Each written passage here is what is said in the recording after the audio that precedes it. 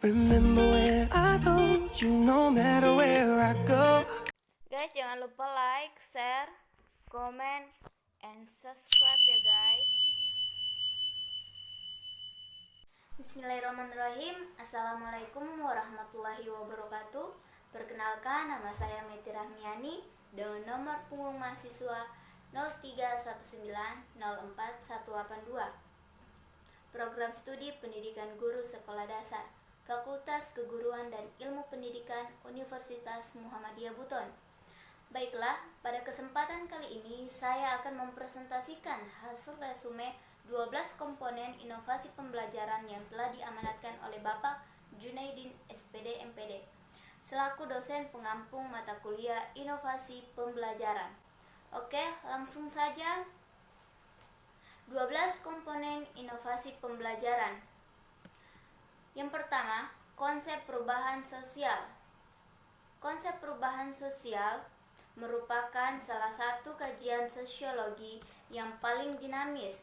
Hal ini dikarenakan perubahan selalu terjadi dan kadang tidak bisa dihindari. Perubahan sosial berbeda dengan perubahan lainnya.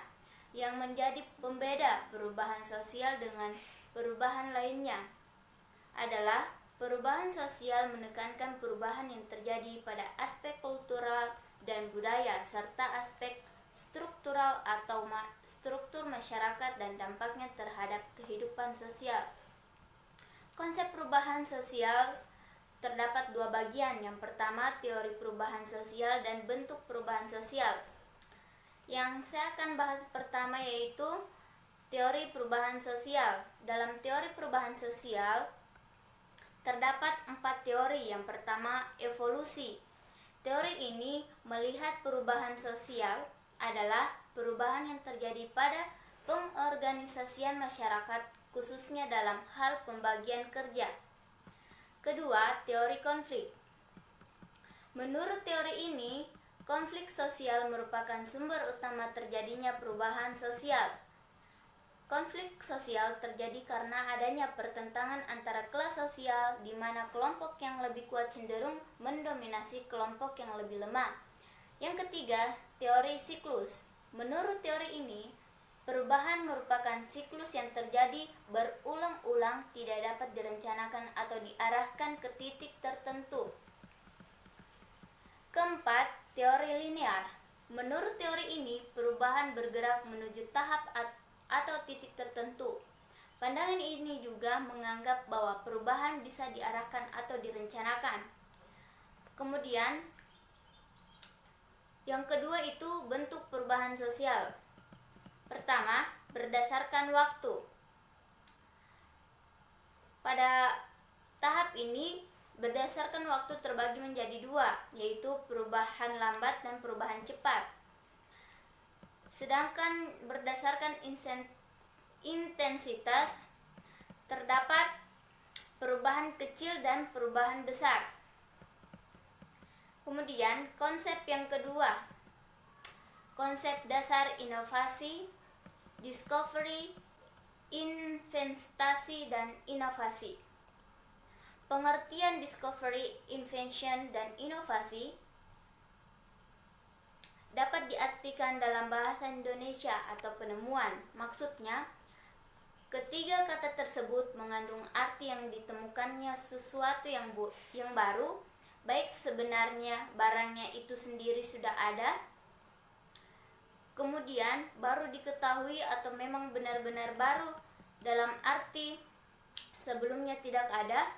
Demikian pula mungkin hal yang baru itu diadakan dengan maksudnya untuk mencapai tujuan tertentu. Inovasi dapat menggunakan discovery atau invensi. Saya akan menjelaskan 3 pengertian tersebut. Yang pertama, discovery adalah suatu penemuan, sesuatu yang sebenarnya benda atau hal yang ditemukannya itu sudah ada, tetapi belum diketahui orang-orang, misalnya penemuan benua Amerika. Sebenarnya benua Amerika itu sudah lama ada, tetapi baru ditemukan oleh Columbus pada tahun 1492. Maka dikatakan Columbus menemukan benua Amerika, artinya orang Eropa yang pertama pertama menjumpai benua Amerika. Kemudian, invensi adalah suatu penemuan, sesuatu yang benar-benar baru, artinya hasil kreasi manusia, benda atau hal yang ditemui itu benar-benar sebelumnya belum ada.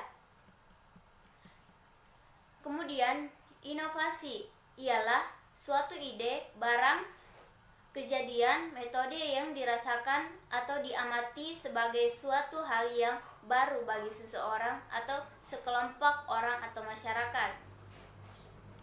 Yang bagian B, konsep dasar inovasi.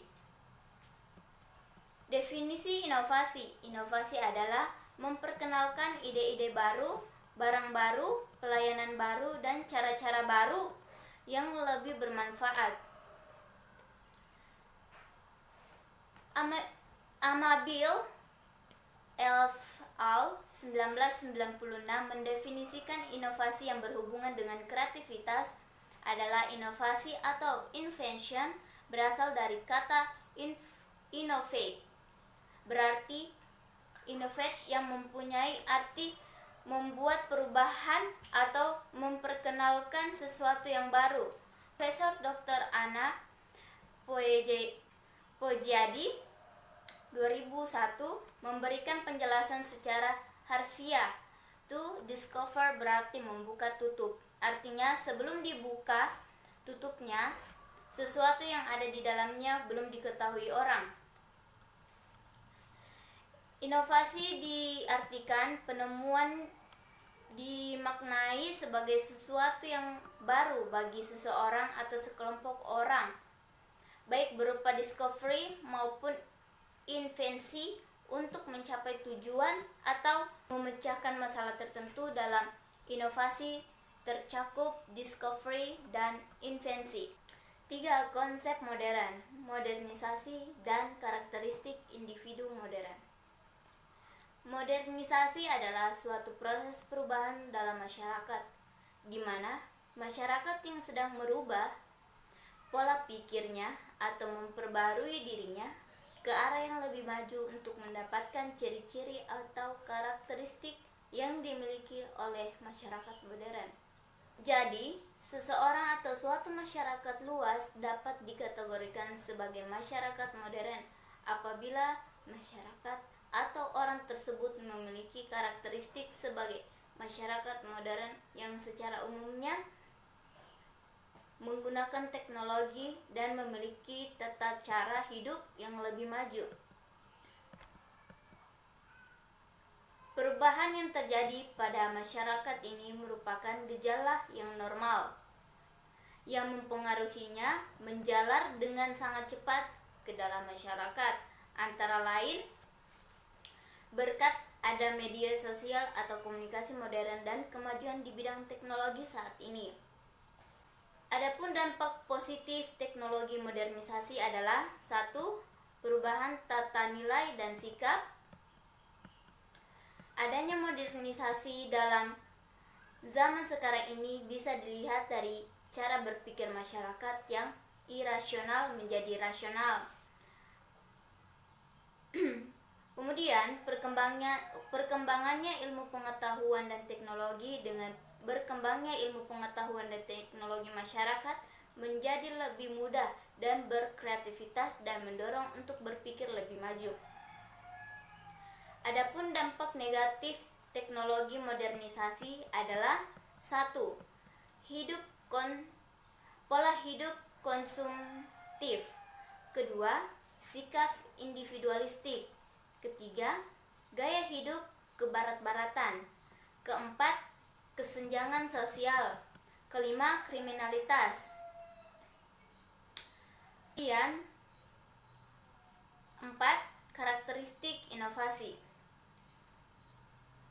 Rogert 1983 mengemukakan 5 karakteristik inovasi. Yang pertama, keunggulan relatif adalah derajat di mana suatu inovasi dianggap lebih baik atau unggul daripada yang pernah ada. Yang kedua, kompabilitas adalah derajat di mana inovasi tersebut dianggap konsisten dengan nilai yang berlaku, pengalaman masa lalu, dan kebutuhan pengadopsi. Yang ketiga,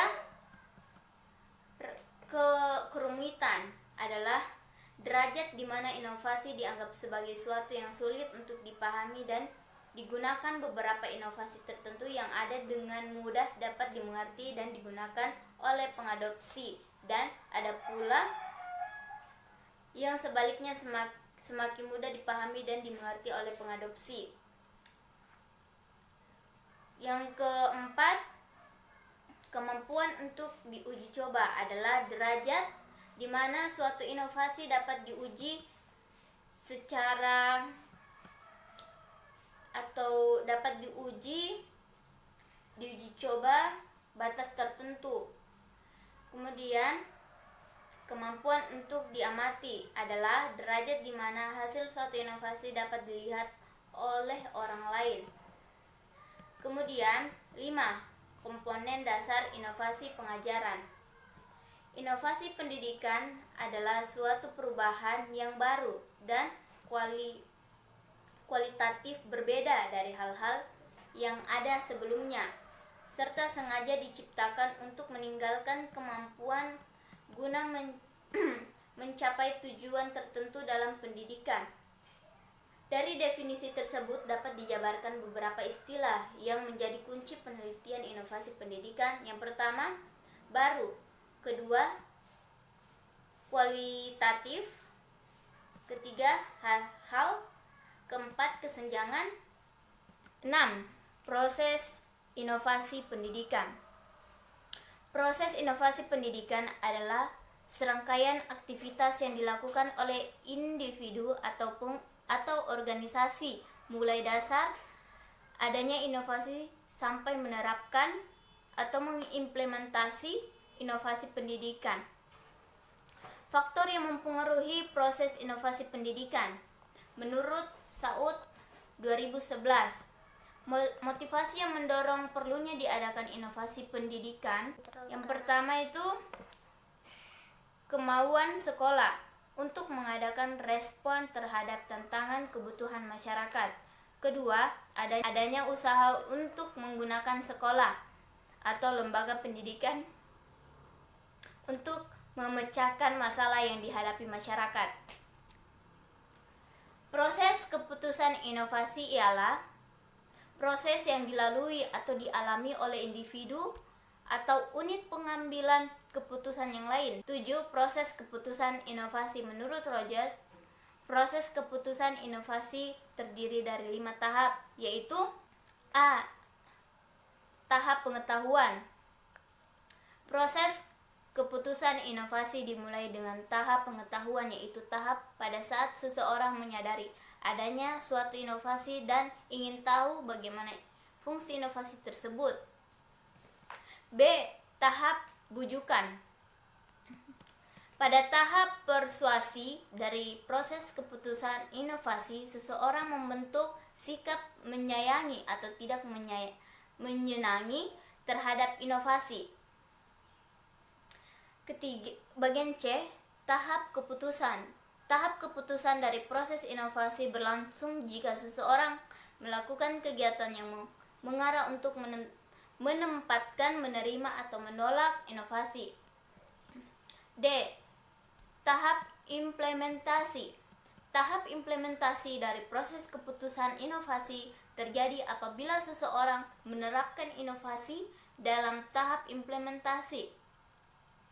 Dalam tahap implementasi ini berlangsung keaktifan baik mental maupun perbuatan. Kemudian yang E, tahap konfirmasi. Dalam tahap konfirmasi ini, seseorang mencari penguatan terhadap keputusan yang telah diambilnya, dan ia dapat menarik kembali keputusannya jika memang diperoleh informasi yang bertentangan dengan informasi semula. Kemudian yang ke-8, strategi pengembangan inovasi pengajaran. Pada tahap ini, strategi pengembangan inovasi yang pertama itu pembelajaran komparatif. Paradigma lama dalam proses pembelajaran adalah guru memberi pengetahuan kepada siswa secara pasif. Banyak guru menganggap paradigma lama ini sebagai satu-satunya alternatif melalui pelajaran komparatif akan memberi kesempatan pada siswa untuk bekerja sama dengan sesama siswa dalam tugas-tugas terstruktur.